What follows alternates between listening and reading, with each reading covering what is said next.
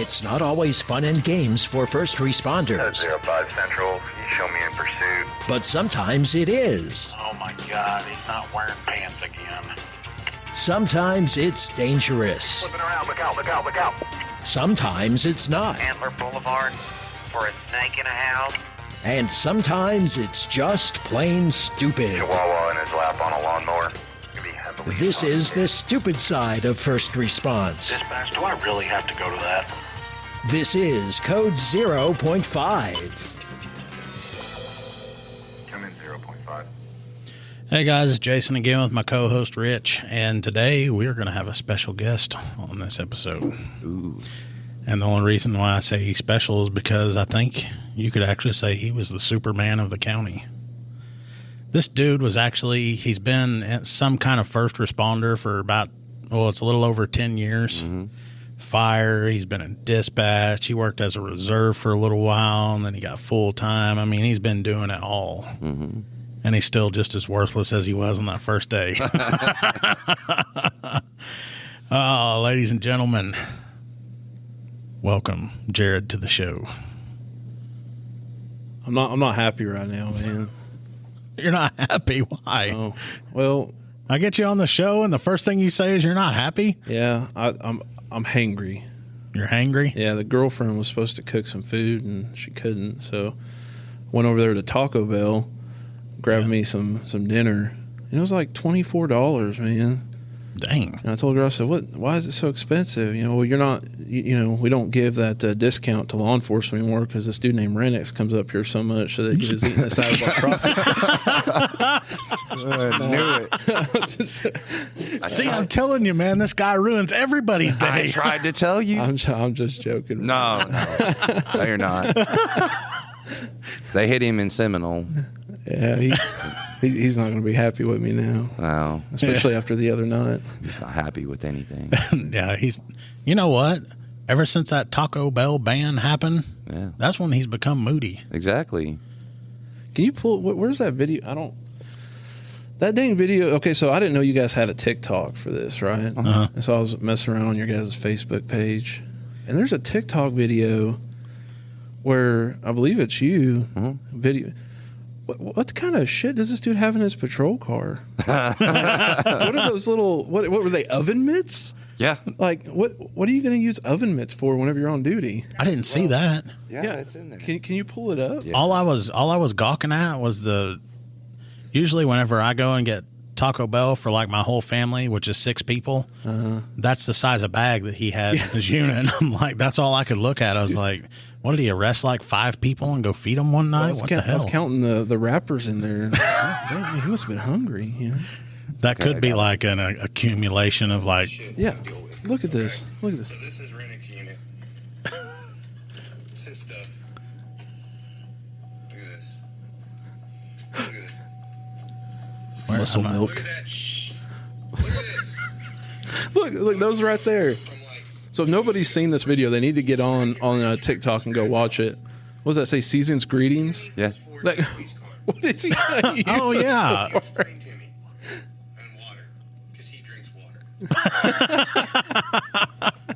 I never understand the ginormous bag of Taco Bell, but then he's got the muscle milk. Who eats that much freaking Taco Bell by themselves? The muscle milk, and then he's got the pre-workout and the shaker cup and the water, and you're like, what? Dude, fueled by muscle milk and Taco Bell. You just can't be in a car with him for very long. And then he's got Grogu there on the dash. Oh, yeah. Hey, I've got a Grogu in my unit. His little Grogu has got a bulletproof vest on. Mine has we got these tie clips or tie pins that are badges. Mm-hmm. So they gave us a couple of them. I took one of them and put them on Grogu. That's what's deputized him. Oh, we may bust his cojones, but man, whenever he helps us out, he does a good job. Don't say stuff like that. He's just he's newer. Yeah, he's going to be like, Jared said I did a good job. He's all That's all we're going to hear about today. that warrant we served over there west of here on Old Boy. That was funny, man. He had that pepper ball gun out. Dude's on the roof running. I'll shoot you with this pepper ball. Oh God! Not while he's on the roof, please. Yeah, because he can't see and he's wiping it off. Yeah. And then dump. I ain't got to worry about him running anywhere. No. So I've talked a lot about in my episodes some of the rookies that I've had to deal with, and you had the fortunate opportunity to deal with my rookie. What was it, for like one shift or a couple shifts? Or Yeah, it was like 8 hours. And let me tell you, oh man. So after that, bless your heart. Yeah, I called the boss, and we decided we're going to send him to hostage negotiator school. Oh, really? Yeah, because he won't ever shut up, and he'll either talk somebody out because they're annoyed, or they'll just, okay, I'm done. No, like we're cruising around, man. I know all the cars that he drove whenever he was in high school, what motors they had in them, how fast they would go. And then we're sitting there one day, and there's like a group of guys, and he says, yeah, this was me when a shirtless picture of him. This is me whenever I used to bench like 380 back in high school. And he's showing everybody. I'm like, bro. Was it the oiled up one? Yeah. Yeah. See? Yeah. He's showing it to everybody. Oh, yeah. Are you wearing one of the Renniks shirts? No, it's just a black T-shirt. Okay, I know how you know how you got that thank me for my service. Oh, yeah. Okay. It was you that called and told me about it. Yes. This is the man that did it. I know. He's the architect behind that. It was great. Dude. That was, so it's most of the guys are listening to the podcast. Yeah. And so now every time that Renniks goes out on a call, if we hear it and we're not, that we're going to tell them that. So, yeah, I'll be clear of that call, negative contact. Like, yeah, thank you for your service. Nothing. And all of a sudden my phone starts blowing up with like laughy emojis. Right after you did that, I get a text from Rich, and all it says is, bro. And I was like, what? And he goes, Renniks just got done with the call. And he's like, and I'm not sure who it was, but somebody got on the radio and said, thank you for your service. Yeah. Oh, dude. I had to seize that opportunity. Oh, he was red. Oh, he was embarrassed. Yeah, I had to seize that opportunity. It was great. Have either one of y'all guys been a dog handler? No. Okay. I got 3 dogs. Man, let me tell you what. Have you ever dealt with a Malinois before? You know the difference between a Malinois and a Shepherd? No. Basically, a Malinois is a tweaker, a T-Rex, and an alligator all wrapped into one little 65-pound body. So I've seen Onyx with you. Oh, yeah. And he is wound up. Oh, yeah. Barking. God, he barks. Yeah, all the time. Doesn't shut up. No. Railroad tracks, trash cans, and mailboxes. So literally like an 8-hour shift. I'm pretty sure I'll have hearing issues in the future because all that dog would do is bark at everything. Yes. Well, we're out doing training this one time, kind of a dog story, with one of the local PDs here, and they have a city garage where they put all their seizure vehicles and stuff. Yeah.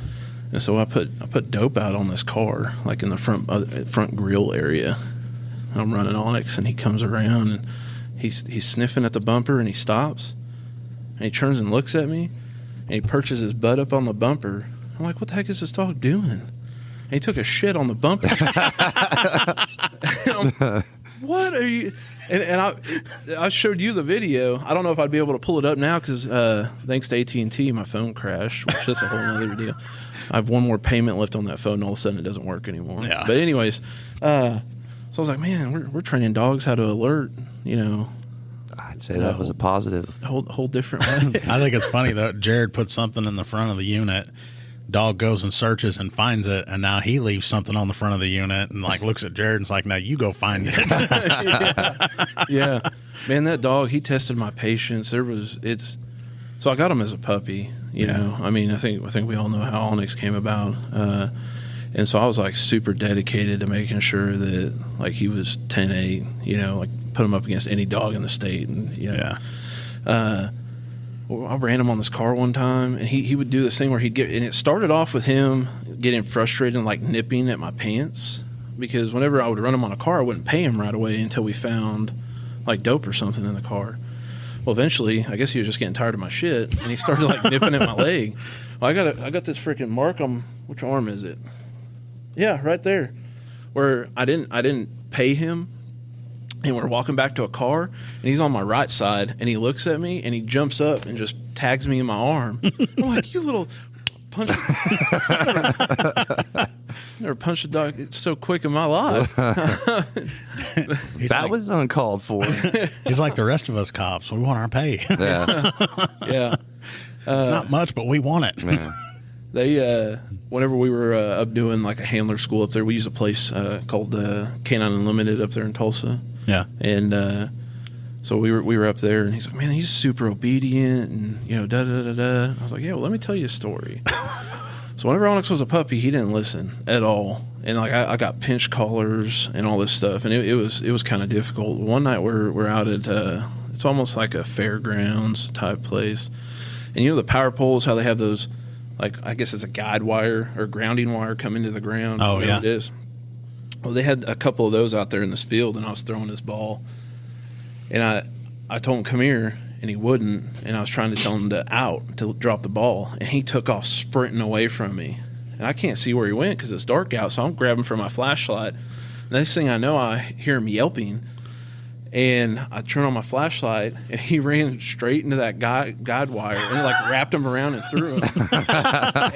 Ever since then, anything I told that dog to do, he would do. Like, hey man, that's self-correcting right there. Sometimes it's like your kids; you got to learn the hard way. Yeah, yeah. Had you ever handled a canine before that? Yeah, down after I left from over here, I went and worked for another small town, and we got he was like 7 or 8 year old German Shepherd donated. Like, he was the SWAT team dog, rappelling out of helicopters and shit. Whoa, and he's more of a badass. Yeah. Yeah. Yeah. I was like, man, my big ass ain't going out of a helicopter. But yeah, I had him for a while, and then whenever I went to go full time with the sheriff's office, I had the option to keep him, but there was a tribal agency here that needed a dog. And so I talked with the chief down there, and well, actually he told me, hey man, they need a dog, but if you want to keep him, you can. Now he needs to work. So he went there for a few years and went to one of those cops that, like a gypsy cop, like goes to a new agency every couple months. Yeah. I don't even think he's in law enforcement anymore, but hopefully he's not listening to this because he'll know who it is. And then I think they and this dog was mean, man. Like I couldn't keep him around and allow him to, like, if I had him in here, everybody would be getting bit. I mean, we were cool. So this is actually kind of a sad story. I don't know if you want to hear a sad story or not, but he ate like a little Pomeranian or whatever. I don't know. What are those little, like, it's not a Chihuahua, but they're like the smaller. Like a Yorkie? Yeah, I think that, like, the gold and black hair. Okay. Oh, So that's the one that bit my rookie a few weeks ago. No, it's a different rookie that got bit. Yeah. So the chief down there had a Yorkie. He was going to be the dog handler because he lives down there. Well, the first night he ends up killing the chief's Yorkie. wow. Oh. And he said it was like a homicide scene. Like, there's blood everywhere from the Yorkie, right? God. So he calls me, and I was like, are you serious? He's like, yeah. So do you want to be the dog handler? I was like, all right. So I'll go and pick this dog up. Police brutality, is that what that is? Yeah. I guess. Yeah. So we get him to my house, and he stunk. I mean, he'd been in an outside kennel for a few months with that other agency, and so I go to get him in the bathtub, and he goes to bite me. Well, I remember talking to a trainer, and he's like, just so you know, I mean, you're going to have to show him who the boss is. Well, I'm scared, man. Like, these dogs are trained. Vicious. Yeah, they're trained to bite, not like they're trained to let go. But I mean, he doesn't know me, and I don't know him. Mm-hmm. So I get him in the bathtub or bathroom, and I'm going to pick him up, and he looks back, snarls, and comes for me. So I just grab him. He told me, he goes, you slam him on the ground, you get on top of him, and once he quits fighting, then you should be good because you'll show him, you're the dominant one. But that's how bad that dog was. Like, I had to fight him in my bathroom. Wow.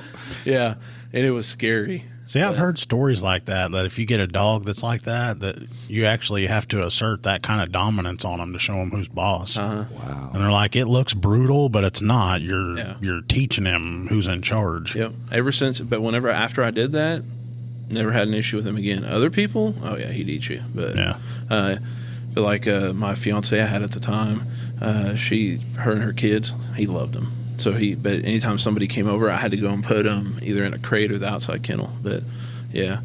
So you want to hear another funny Onyx story? Keep it going, man. I love them.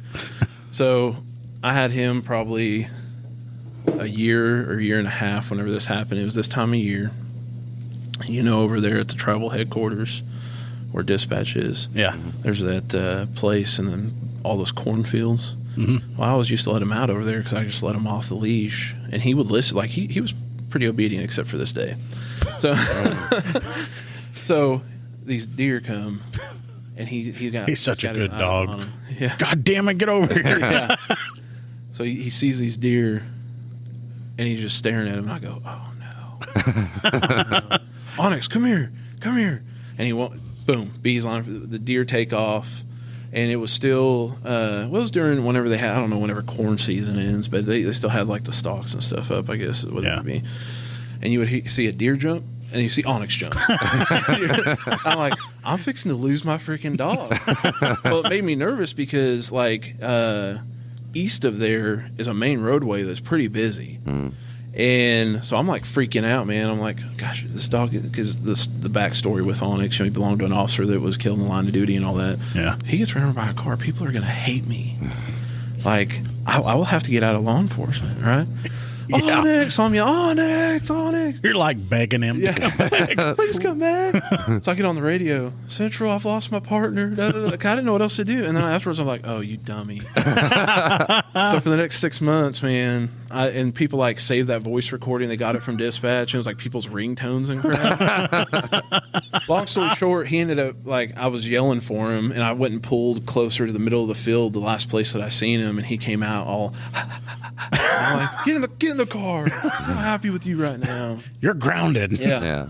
You're not biting people for a while. Yeah, but one thing with dogs, man. So they a lot of people think they like, and I'll preach on this a lot. But a lot of people think they like the dog's a liability. It's not. Whoever you have as a handler is really your liability. I mean, you have a good trained dog, and Onyx does really good.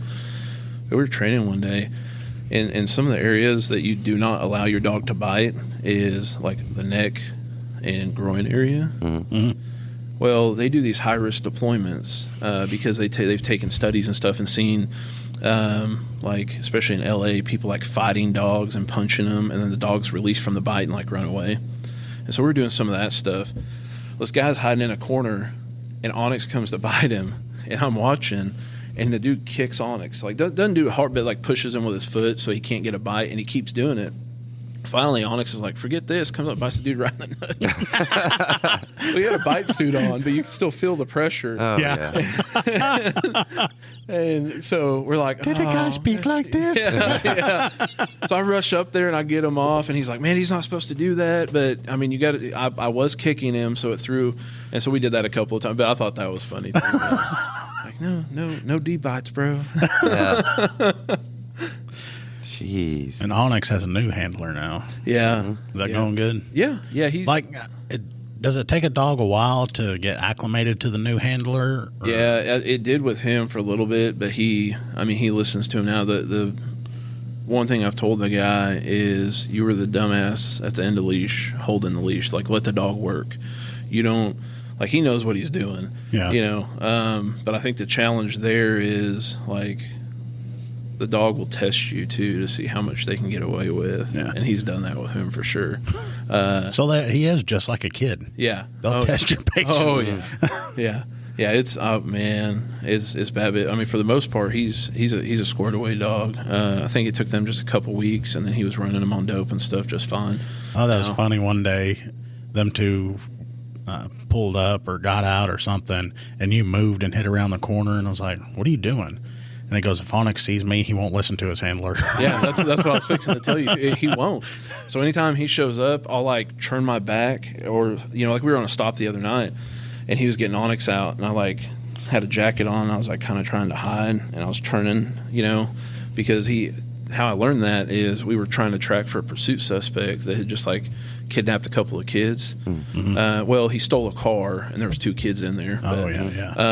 And so he's trying to track with them, and Onyx didn't even want to track. He was just so focused on me. Yeah. And he's like, man, I don't know why he does that. You know, I said, you got to think, man, I had him since he was 4 or 5 months old, and your daddy. You know, and so I felt bad though, because we gave him Onyx. We gave him Onyx like the dog's looking at him like, you abandoned me, you bastard. Yeah. It's D-bite time.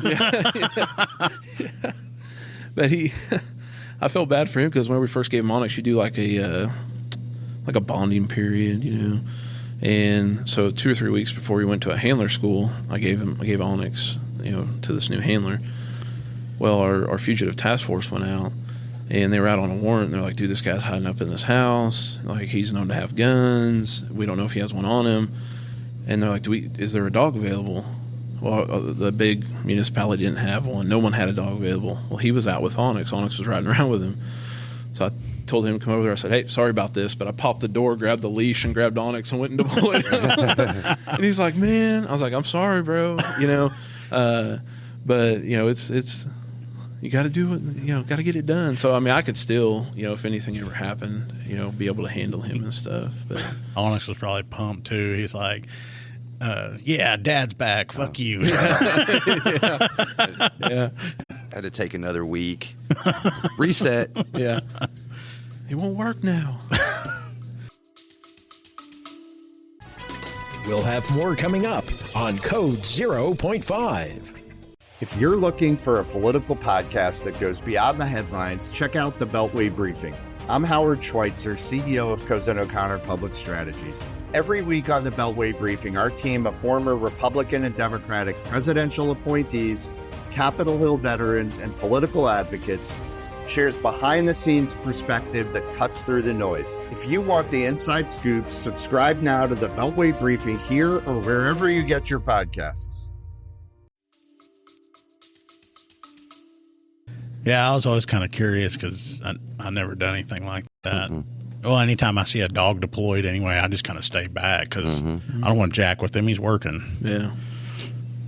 Yeah, he's and I like it's awesome how social he is though.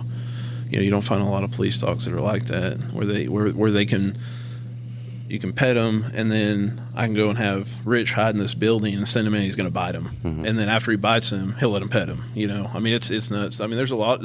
He knows when it's time for work. Yeah, he knows when it's time for work and when it's not. Yeah. So he, man, this one time Renniks.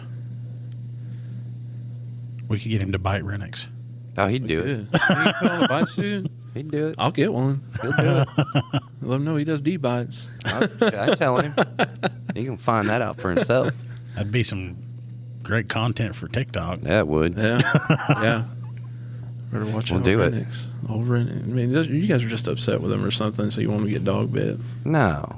He's hard. Man, in our last episode, I started doing show notes, and it gives like highlights of the episode on our website. And one of the show notes in there says that the two hosts were talking about how this guy Renniks is kind of a comic relief, but then later on they discuss they really think he's just a jackass. Yeah, that's when I was like, yeah, the AI even hates Renniks. Oh my god! Because I upload the audio and it will automatically make show notes for me, and it did that. And then he was like, "Man, this AI even freaking hates Renniks." I've got maybe one more. I've got a couple other funny stories. I mean, I don't know how much time we have left, but well, I was thinking we can keep this thing running, or I can put you on 2 episodes. Whatever you want to do, man. I mean, I've got a little more content. We can do one more Onyx story if you want, and then let's do one more Onyx, and then we'll leave everybody hanging. They can come back for the next one. All right. So Onyx, we get called to go run this car. And the door is open on the passenger side. So I get him out. Officer, man, I know they're really nervous. This dude's got warrants. So I go to run Onyx. And he jumps up in that car. His head's moving around in a circle. So he's in odor trying to find this dope, right? He goes to the back seat and there's this backpack sitting there. and he jumps in the back seat. He starts tapping his nose to it, and he looks at me. I'm like, okay, cool. So he grabs it with his teeth, starts to throw it down, grabs it with his arms, and starts humping this backpack. And I'm like, what? No, come get out of there. Like, so anyway, they unzipped the backpack, and there was like 3 pounds of weed in there. Which, Yeah. I mean, for a dog, that's because you train them on like an ounce. And less, and so all that odor, like, they get super excited. So I was telling this trainer about it, and he starts laughing. And he said, "Have you ever seen like those little dogs or dogs in period? They have like a toy that they like, and they start like doing that whole air humping thing." I was like, "Yeah." He goes, "He thought it was his toy, and he was super excited, and all that odor was coming out of there, and he got really excited. So that's why he did that." I was just like, "Goodness gracious!" So I'm writing this canine report, and I'm like, "How do I articulate it? Like, do I put in there that I mean?" And luckily I didn't have to go to court and testify, because what if they were like, "So what was some behavior changes?" I started humping a backpack. Yeah. There was an enormous amount of weed in there, and he went to humping it. That's definitely a behavior change. which on that talk, just real quick. All right, I understand that we have medical marijuana. Yeah. Okay. But one thing that pisses me off is these agencies are posting like they're seizing large amounts of marijuana from people who don't have the licenses to do them, and a lot of people don't know that like we're having issues with laced marijuana. Yeah, like the people are lacing this stuff, and people are overdosing. So they get on Facebook and they're like, "Oh, it's just weed. Do your job." Blah blah blah blah. Like, we are doing our job. These people that don't have licenses and stuff, it's basically black market marijuana at this point. yeah. And but we had that at our agency recently, and I was, man, if I could just if I had permission to comment on stuff and not have a filter, Yeah, and if it's laced with that like if they're putting like fentanyl in it, yes, yeah, even if we come into contact with that, it could be deadly. yes, And people think, "Oh, it's no big deal. It's just weed." No, even us just coming into contact with it can kill us. yeah.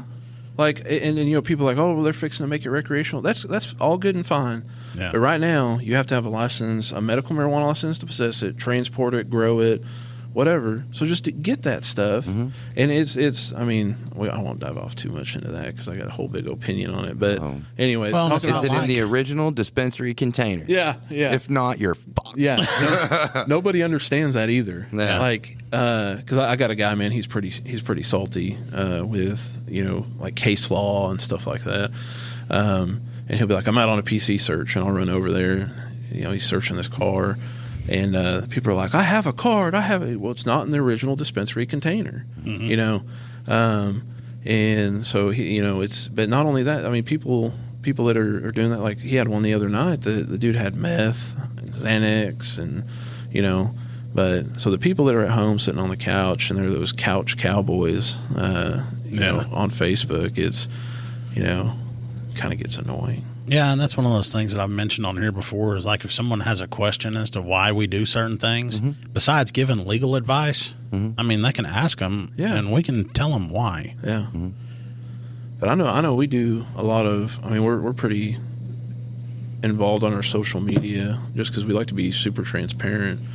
And then you get a whole bunch of people that are on it like, "Oh, good job," and then you get just a couple that are, "Oh, well, there's meth on the streets." Well, yeah, we're getting that too. We just calm down. You'll see a story about it in 2 days. And usually, if they've got that weed, you'll end up finding them with something else too. Yeah, most definitely. The weed's usually like, "Oh, well, I've got my card. He's just hitting because I got my weed. I've got my card." And then you're like, "Okay, well, we'll see." That's what they were doing in Colorado. I went to a conference, the sheriff's conference, and they had a sheriff from Colorado come down, and we were like, "Man, this medical marijuana, we're going to have to retire all of our dogs." And he goes, "No, you're not. There is nobody in the nation that can say that dog smelled marijuana or heroin," because that's what people were doing in Colorado. They were putting weed in their car. They had medical marijuana cards, but they were transporting like pounds of methamphetamine and heroin, and they're like, "Oh, we'll get away with it." And he said, "It's been tried and tested. There's no expert witness that can come and testify that the dog alerted on just the marijuana or just even the meth or just the heroin." Yeah. So anyways, but It's not like the dog's going to smell it and be like, "Oh, it's just weed." yeah. Yeah. All they're thinking about is, "Man, my toy's in there," But All right, well, before we cut out of here, I want to let you guys know, I think we talked about it once already Don't forget to get on our Facebook. We are like, I can't remember the number, but we need like 50 more followers, and the Renniks video will come out. Yes. Don't forget to get on there and send it to your friends. Get everybody to like and follow the page. We're going to bring Jared back for another episode. It's going to be next week. And you guys make sure you come back. I'm sure he's got more interesting things to talk about. We're at 206 likes and 245 followers. And if you do like you said and you combine them, then we're well over. I'm doing the followers. I think you should combine them. I'm just saying. So we need 55 more followers. So once we hit that, we'll release it. Oh, and Victory Custom Designs has a special sticker or something for that? Yes, they do. Okay, so when the video drops, we can give out those stickers. It's a limited edition sticker drop on that one. And they got our duck stickers done.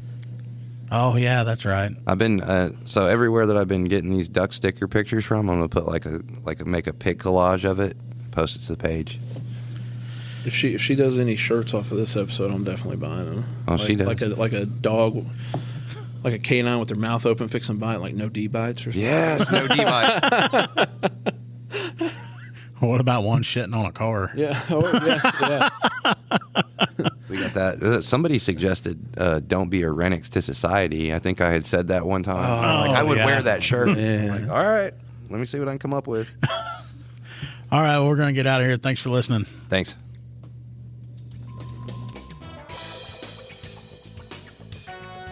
You have been listening to Code 0.5, the lighter side of police work. If you have ideas or suggestions for our show, we'd love to hear from you. Visit our website at code05.co. That's code05.co. And please consider making a donation at our Patreon page, patreon.com/code05. Be sure to use the digits 05. Thanks for listening to Code 0.5.